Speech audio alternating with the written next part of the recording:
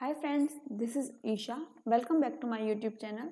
तो आज हम टाइम फ्रेम की सीरीज़ में नेक्स्ट टॉपिक के बारे में बात करेंगे, जिसमें आपको मैं बताऊंगी कि शॉर्ट टाइम फ्रेम क्या होता है, बड़ा टाइम फ्रेम क्या होता है, उनके पीछे का लॉजिक क्या है और कौन सा टाइम फ्रेम हमें किस तरह से यूज़ करना चाहिए।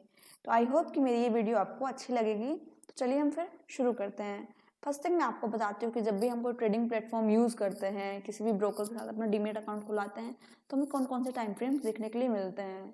तो मैं आपको बताती हूँ। हमें 1 minute, 2 minutes, 3 minutes, 5 minutes, 10 minutes, 15 minutes, 20 minutes, 30 minutes, 1 hour, 2 hours, 4 hours, 1 day, 1 week, 1 month, 12 month, right. ये टाइम फ्रेम्स हमें देखने के लिए मिलते हैं। तो वन बाय वन मैं आपको सब चीज़ों के बारे में बता देती हूँ। जनरली क्या होता है कि जो 1 मिनट, जो ये 1 मिनट, 2 मिनट, 3 मिनट, 5 मिनट, इनको हम शॉर्ट टाइम फ्रेम्स मानते हैं, मतलब कि छोटे टाइम फ्रेम्स के अंदर आते हैं।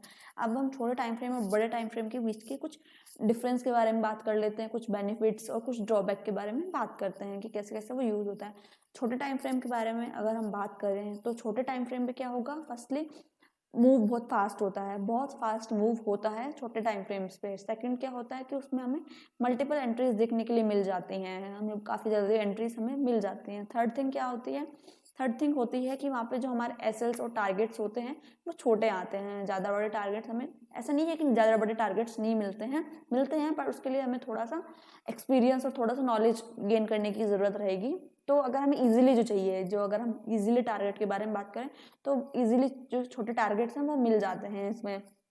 नेक्स्ट थिंग क्या आती है कि ये किसके लिए बेनिफिशियल हो सकता है और किसके लिए थोड़ा सा दिक्कत पैदा कर सकता है, उसके बारे में बात करते हैं।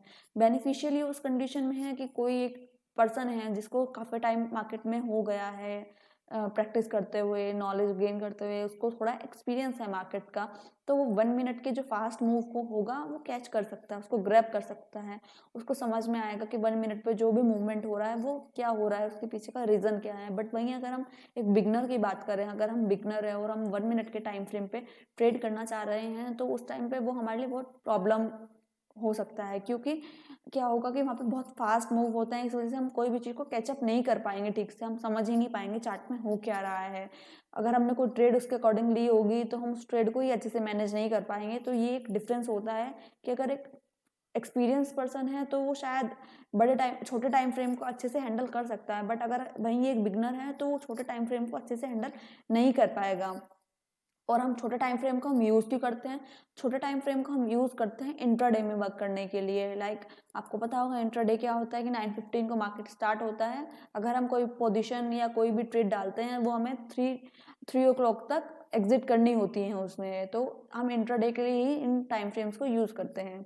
नेक्स्ट आता है जो हम 5 मिनट के टाइम फ्रेम और 10 मिनट का टाइम फ्रेम को आपको बताऊं मैं। तो अगर हम बिगनर हैं तो हम 5 मिनट के टाइम फ्रेम को, 10 मिनट के टाइम फ्रेम को और 15 मिनट का टाइम फ्रेम को प्रैक्टिस कर सकते हैं। वो हम क्यों कर सकते हैं, हालांकि मैंने आपको अभी बताया है कि 5 मिनट का टाइम फ्रेम छोटे टाइम फ्रेम में आता है, बट क्या होता है कि इन टाइम फ्रेम के कंपैरिजन में इस टाइम फ्रेम पे थोड़ा जो क्राउड होगा वो कम होगा, मूवमेंट जो होगा वो थोड़ा थोड़ा सा कम होगा, इतना फास्ट नहीं होगा जितना कि इनमें होता है।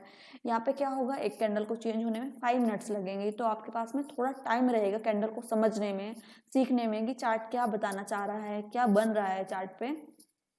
वहीं अगर हम 10 मिनट्स की बात करें तो एक कैंडल को चेंज होने में, कंप्लीट होने में 10 मिनट्स लगते हैं। तो ये क्या होता है, ये टाइम फ्रेम्स हमें थोड़ा टाइम दे देते हैं सीखने के लिए, समझने के लिए, प्रैक्टिस करने के लिए कि जो हमने पढ़ा था वो हमें दिखाई दे रहा है चार्ट पे, जो हमने नॉलेज ली थी, जो हमने चीज़ें पढ़ी थी, उसके अकॉर्डिंग हम ट्रेड ले सकें। ठीक है, इसीलिए अगर हम बिगनर हैं तो हमें 5 मिनट, 10 मिनट और 15 मिनट्स के टाइम फ्रेम पे प्रैक्टिस करनी चाहिए, ताकि हमें थोड़ा समझ में आ सके। थोड़ा भले ही वहाँ पे मूवमेंट थोड़ा स्लो होगा, पर हमें समझ में तो आएगा कि हमने क्या पढ़ा है, उसके अकॉर्डिंग हमें ट्रेड कैसे करनी है, राइट। उसके बाद आता है 20 मिनट्स, 30 मिनट्स और आर्ली के टाइम फ्रेम। इन मेनली क्या होता है, इन टाइम फ्रेम्स को भी हम इंट्राडे के लिए यूज करते हैं, बट साथ में ये क्या बताते हैं हमें, हमें ये बताते हैं स्टॉक का लॉन्ग टर्म ट्रेंड क्या है। अगर कोई स्टॉक हम सेलिंग में देख रहे हैं और हमने उसका आवरली चार्ट खोल के देख लिया कि वो स्टॉक सेलिंग में ही है, तब हमारी जो एंट्री होगी वो परफेक्ट एंट्री बन जाएगी। मतलब वो छोटे टाइम फ्रेम पे भी हमें सेलिंग ही दिखा रहा है और बड़े टाइम फ्रेम पे भी वो सेलिंग में ही है, तो हमारी एक परफेक्ट एंट्री होगी, एक कॉन्फिडेंट एंट्री होगी हमारी। तो बड़े टाइम फ्रेम्स को हम क्यों यूज़ करते हैं? स्टॉक का लॉन्ग टर्म ट्रेंड जानने के लिए। ये आपको 50 मिनट का चार्ट दिख रहा है, यहीं मैं आपको 4 आवर का चार्ट करके दिखाती हूँ। तो आपको ये दिखा होगा कि स्टॉक अगर हम यहाँ से देखते हैं तो हमें पता चल जाता है स्टॉक एक लॉन्ग टर्म ट्रेंड में है, एक बाइंग की साइड का ट्रेंड है इसका। ठीक है, ये आप देखो, यहाँ पे अगर हम स्टॉक में बाइंग की एंट्री देखना चाहते हैं तो हमें पता चल जाता है कि हाँ स्टॉक एक लॉन्ग टर्म ट्रेंड जो है उसका वो बाइंग का है। ठीक है, तो इसलिए ये हेल्पफुल होता है। साथ में ही अगर हम बड़े टाइम फ्रेम्स की बात करें तो हम उनको ट्रेड कैसे करते हैं? हम उनको ट्रेड करते हैं पोजिशनल ट्रेडिंग के लिए। लाइक हमें किसी स्टॉक को 2-4 दिन के लिए होल्ड करना है अपने पोर्टफोलियो में, तब हम बड़े टाइम फ्रेम पे एनालिसिस करते हैं जानने के लिए कोई पैटर्न ब्रेकआउट ब्रेकडाउन तो नहीं हुआ है, कोई रेंज तो नहीं बन रही है। ये सब चीज़ें जानने के लिए ही हम बड़े टाइम फ्रेम्स को यूज़ करते हैं। साथ में जो ये टाइम फ्रेम्स आता है daily, weekly, monthly, yearly, in time frames, daily का अगर हम टाइम फ्रेम बोलें तो डेली के टाइम फ्रेम के 2 यूजेस होते हैं। एक तो होता है स्विंग ट्रेडिंग के लिए कि हमें स्विंग ट्रेडिंग करनी है, उसमें हमें जानना है कि डेली पे बना क्या है। नेक्स्ट जो डेली का यूज़ होगा वो होगा कि लाइक मैं आपको एक एग्जांपल दूं कि आज डेली पे बना है शूटिंग स्टार। हमने देख लिया किसी स्टॉक में आज डेली में शूटिंग स्टार बना है, तो हमें क्या पता है कि शूटिंग स्टार का जब लो कट होता है तो वो सेलिंग में आता है। तो इस तरीके से हम डेली पे अगर एनालिसिस करेंगे तो हम कल के लिए अपने लिए स्टॉक्स देख सकते हैं, अपनी वॉच लिस्ट क्रिएट कर सकते हैं कि अगर डेली पे कोई पैटर्न बना है और कल को उसका ब्रेकआउट ब्रेकडाउन होता है तो हम उसमें एंट्री कर सकते हैं, राइट। तो डेली के 2 यूजेस होते हैं, एक स्विंग ट्रेडिंग के लिए, एक अगर हमें टेक्निकल एनालिसिस में कोई भी स्टॉक चाहिए होता है कल को ट्रेड करने के लिए तो हम वो भी डेली के टाइम फ्रेम के थ्रू देख सकते हैं। नेक्स्ट आता है वीकली, मंथली और ईयरली। इनको हम क्यों यूज करते हैं? ये थोड़े ज्यादा बड़े टाइम फ्रेम्स में आ जाते हैं। वीकली का मतलब एक हफ्ते की एक कैंडल, मंथली का मतलब एक महीने की एक कैंडल और 12 मंथ का मतलब एक साल की एक कैंडल हो गई।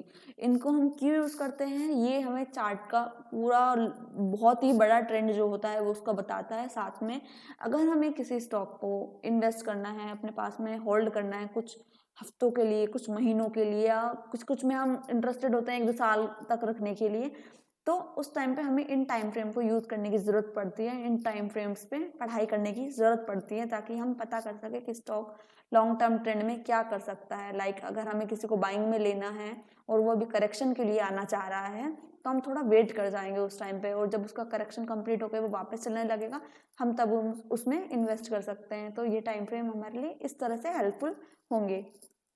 ठीक है, तो आई होप कि मेरी ये वीडियो आपको समझ में आई होगी, आपको थोड़ा सा टाइम फ्रेम के बारे में इंसाइट मिला होगा कि कौन सा टाइम फ्रेम हम किस लिए यूज़ करते हैं।